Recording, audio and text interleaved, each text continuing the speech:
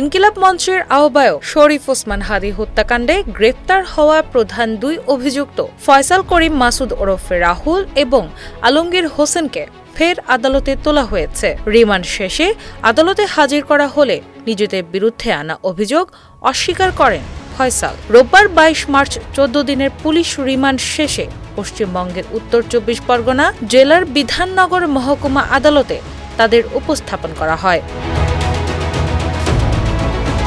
আদালত প্রাঙ্গণে উপস্থিত সাংবাদিকরা হাদী হত্যাকাণ্ড সম্পর্কে জানতে চাইলে ফয়সাল স্পষ্টভাবে বলেন, আমি এই কাজ করিনি, আমি এই ধরনের কোনো কর্মকাণ্ডের সঙ্গে জড়িত ছিলাম না।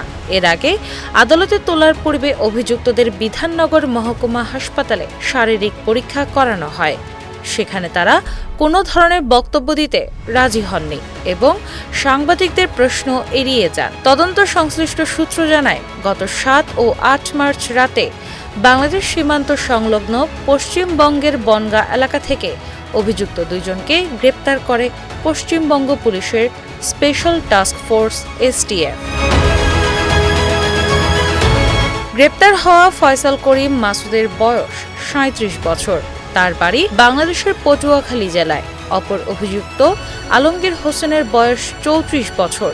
তার বাড়ি ঢাকায়। তারা অবৈধভাবে সীমান্ত পেরিয়ে ভারতে প্রবেশ করে আত্মগোপনে ছিলেন বলে জানিয়েছে তদন্তকারীরা।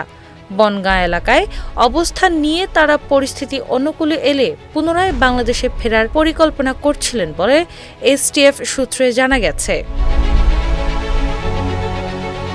এদিকে তদন্তকারী সংস্থার দাবি, গ্রেপ্তারের পর জিজ্ঞাসাবাদে ফয়সাল ও আলমগীর দুইজনেই হাদী হত্যাকাণ্ডে জড়িত থাকার কথা স্বীকার করেছেন। তাদের ভাষ্যমতে তারা মেঘালয় সীমান্ত দিয়ে ভারতে প্রবেশ করেন এবং কয়েক মাস ধরে বিভিন্ন স্থানে অবস্থান করে আইন শৃঙ্খলা বাহিনীর নজর এড়িয়ে চলছিলেন। পরে তাদের বিরুদ্ধে নির্দিষ্ট ধারায় মামলা দায়ের করা হয় এবং আদালতের নির্দেশে ১৪ দিনের পুলিশ রিমান্ডে নিয়ে জিজ্ঞাসাবাদ করা হয়। রিমান্ড শেষে পুনরায় তাদের আদালতে হাজির করা হলে পরবর্তী আইনি প্রক্রিয়া শুরু হয়।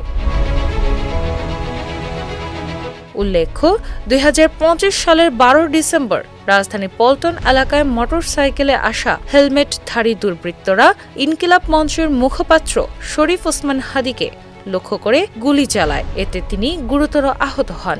পরে উন্নত চিকিৎসার জন্য তাকে সিঙ্গাপুরে নেওয়া হলে ১৮ ডিসেম্বর রাত ৯:৩০টার দিকে চিকিৎসাধীন অবস্থায় তার মৃত্যু হয়।